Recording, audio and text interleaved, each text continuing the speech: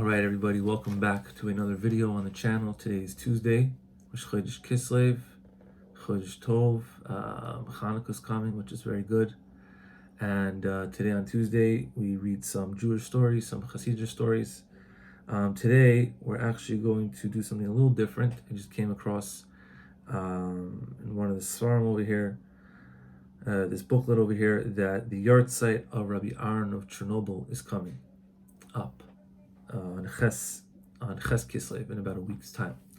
So, interestingly enough, so I live in Tzfat and I'm Breslov, but in Tzfat there's many old shuls built by old Hasidic Rebbes. They sent their students here, and the yeshiva that I was in for many years, and the yeshiva that I'm still in, it was actually actually inside the Chernobyl Klois, the old Chernobyl shul in Tzfat.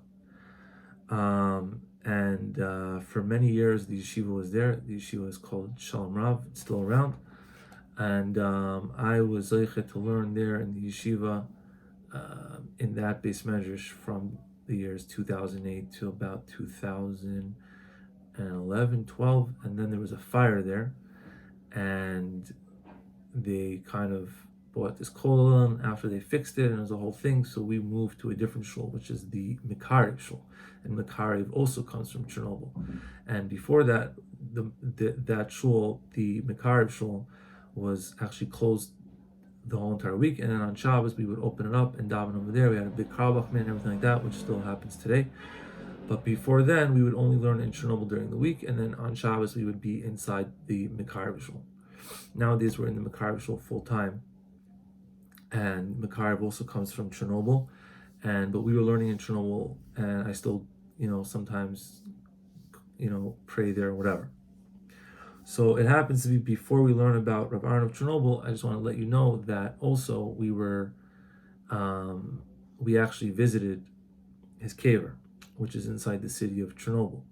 And if you pay attention to, and if you know anything about any history in the world, I'm sure you've heard a little bit about the Chernobyl nuclear incident, which happened in the year 1986. And so Chernobyl is kind of an abandoned city. And but the kfarim of Rav Menachem Nachum of Chernobyl and Rav Aharon of Chernobyl are actually still there.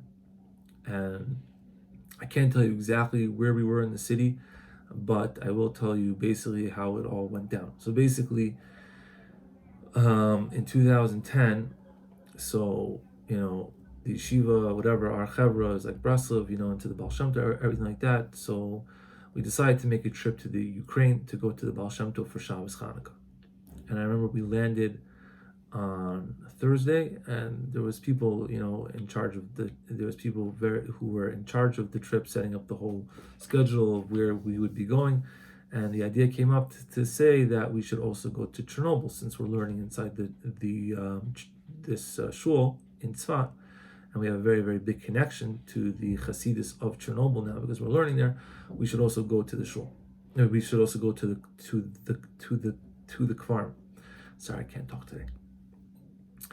So somebody who was in charge, I was not in charge at all. I was just like a student there, or whatever. But somebody did a lot of research, and basically you needed government, like all these documents and permission, everything like that.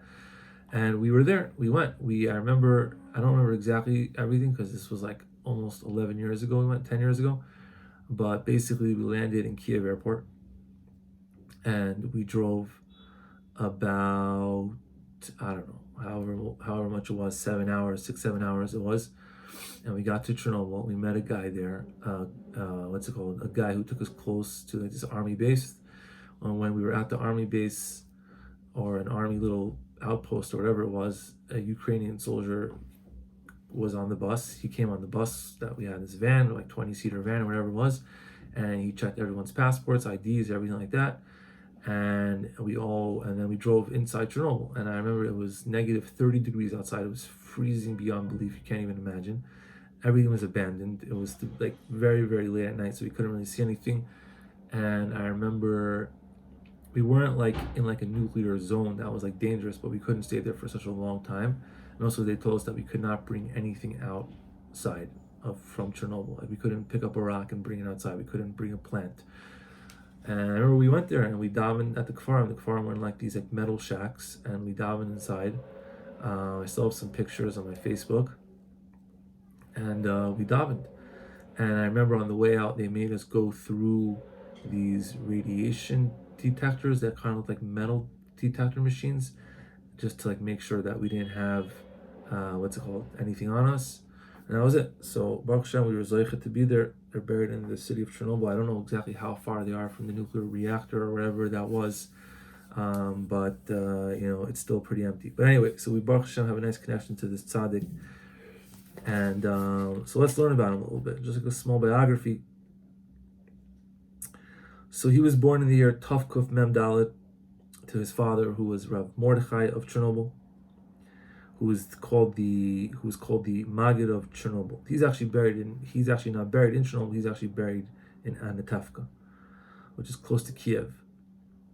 So he was the first son. He was the Bechar out of his other 8 sons, right? Which is Rav Aharon of Trisk, Rabbi Yaakov Yisrael Micharkis, Rav Nachum of Mekarev, Rav Moshe Mikrochov, Rav Yechanan Mirach Mistrivka, and Rav David Mitolna, and Rav Yitzchak Miskver.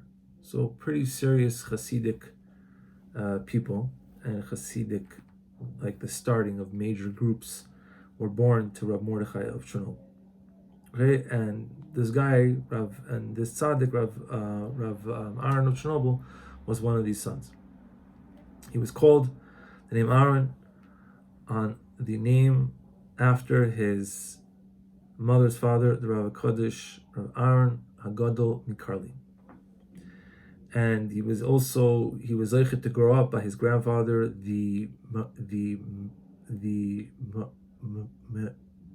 see, I stutter and it's embarrassing. He was zeichet to grow up by his grandfather, Rav Menachem Nachum of Chernobyl, and he also put on tefillin on him also. Okay, and yeah. So now he was a kid, whatever, he was growing up, and at the time when his father, Rav Mordechai of Chernobyl, was getting old, he already told his Hasidim that they could start giving his son, Rav Aharon of Chernobyl, kvitlach, and to also get brachas from him. Right?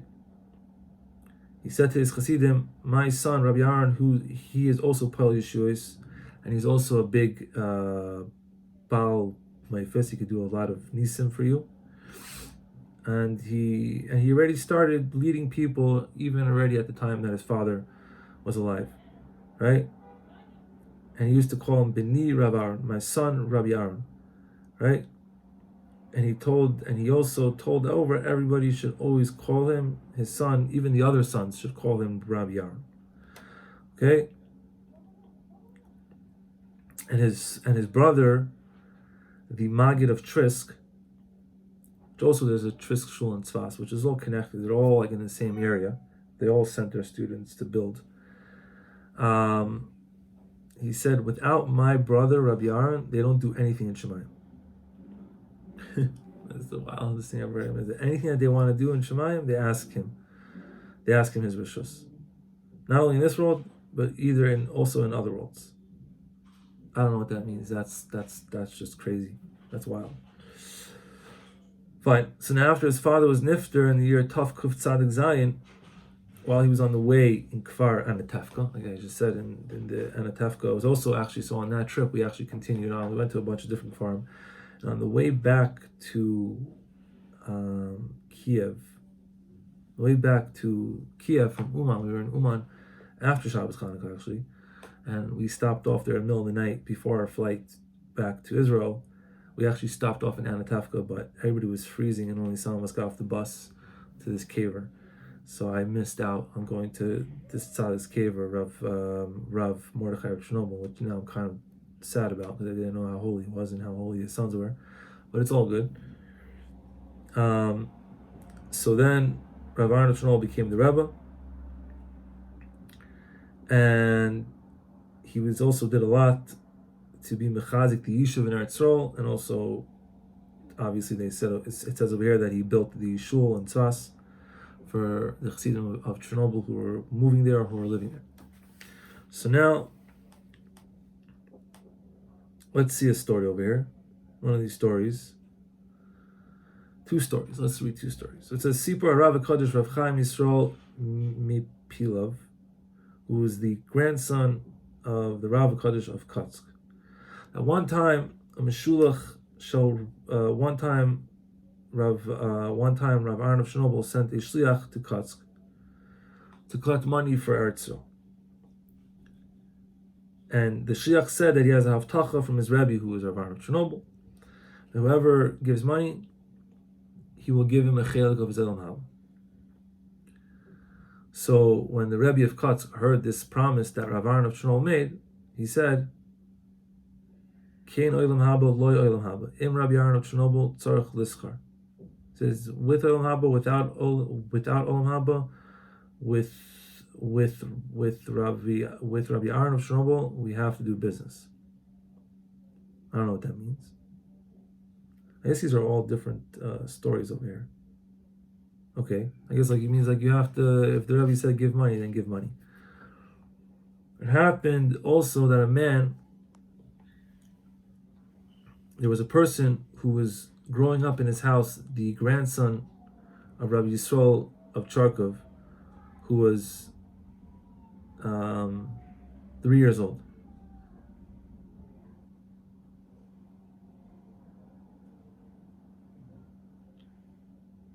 What? This story is trippy. Hold on one second. He said that he was 3 years old and he was already super tall, until his head would already hit the ceiling of the house. And Rav Aharon of Chernobyl looked up at him and he said, Roya ata nechti yakiri mi shemagbia atzmi yosem midai harihu nechbat makabel maka. He's like learning a lesson from him. He's like somebody who tries to raise himself up too fast, then he's going to get a maka too. He's learning from this kid. But I don't understand how this kid was so tall at 3 years old. But that's pretty trippy. These are all little different maislach of the stories over here. Then it says over here that the non-Jews of Zhytomyr, which is also close to Chernobyl, it's also close to that area of the Ukraine, they complained to the courthouse, to the judges over there in Petersburg, that the Jews, right, were having a lot of children, and the city was becoming too stuffy. There's too many people, so they wanted to throw out all the Jews from the city. So the Jews in the city were scared, so they sent a group of people to Rabbi Aharon of Chernobyl, that he should do something. Right? So the shluchim came. What's it called? For Shabbos, they got there right before Shabbos, and it wasn't possible for them to enter and before Shabbos. And Sudas Lel Shabbos Kodesh, by the Friday night meal, Rabbi Aharon of Chernobyl opened up his mouth and said, as it was Parshas B'Shalach, and it says in the pasuk, Vayi B'Shalach Pares when Pares sent the Jews out of Mitzrayim, he said that when the non-Jews want to send out the Jews from the city, I say, V'loi Nocham Elokim, Hashem will not let them.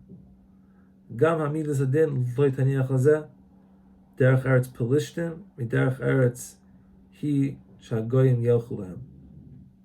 Okay, they're basically saying that it's not going to happen. Sudas HaBoiker, in the morning meal, the Rebbe kept on going over the same words, and also by Shal Shudas too. And Motzei Shabbos, Kishenichnasu HaShluchim El HaKodesh, V'sipru Al HaTzara, when they finally came in, this group of people came into his room and they told him about this tzara. Rabbi Aharon said to them, I already told you what's the answer there. It's not going to happen. Right? So they're like, okay. So they went back home. They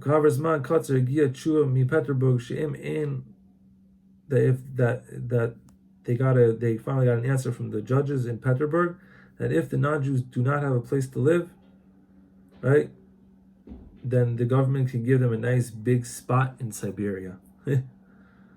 But we cannot send the Jews out of the city. So that's it.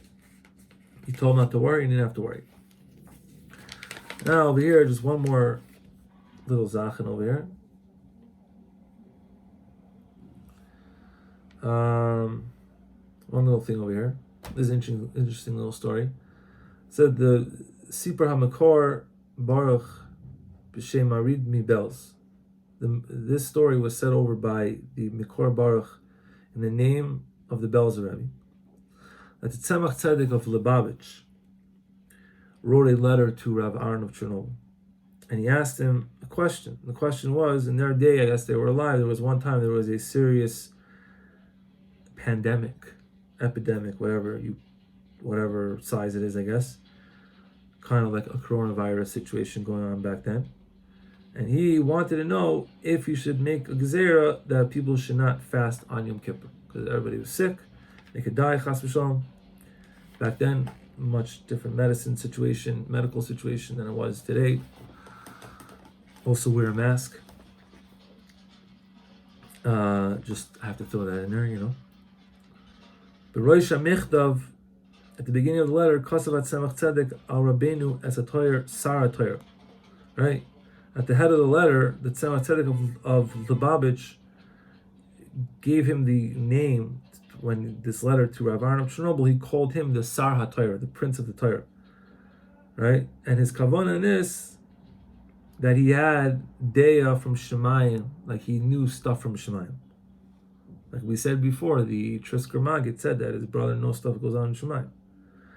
So when the Chasidei Lubavitch heard that they called, that their Rebbe called him in this name, the Sar Torah, right? They was like, okay, this guy knows Torah. So they went over so they all went there and they all traveled there, so that he should say to them Divrei Torah.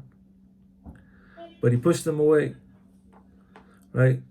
Because he said, I did not yet learn today the Sefer Me'or Einayim, which was his grandfather, who he's buried next to. Therefore, if I didn't learn that Sefer yet, I can't say Torah yet. So after he learned it, when they came to him afterwards, he opened up his mouth and he said, it says in the Gemara in Bab Mitzvah, Oina'a ad shesus. Dainu shebemida ashishus sheyimidas yisoy tzadik yechol adam lahoynois es atzmai ves acherem shu tzadik gamor kiluhu kvar oiches b'madregas elu. Ulam yesh eitz achas shelo yavay l'ramois es atzmai shu tzadik v'ayechna v'shifos berach sheyeh bechinas v'nafshi kor fracholtiyeh v'alekaimelon ein oina b'karkois. So I don't know what that Gemara means. I can't really explain the teachings that he said. But from all these little things, we see that he was a very, very great person. And his yahrzeit on Ches Kislev. And Baruch Hashem, we get to daven in his shul. And also we get to be part of the Makariv shul, which is also part of this whole, thing. And they have a very special minhag in Chernobyl and Makariv that they say Vikarev Kates Mishiche in Kaddish. I think by other chassidim too, but I know that's one of their minhagim that we do that in the shul there. And they also say, I don't know where the makar of this is, but they say that I don't know where the makar of this is, but they say that all the tefillos go to the Chernobyl shul in Tzfas before they go up to Shemayim. So I don't know where that comes from. It's interesting, we don't know exactly what all these things mean, but it's definitely a very, very holy place. Baruch Hashem, the tzaddikim, zechusam yogin aleinu. Everyone should have a great day and a great month of Kislev.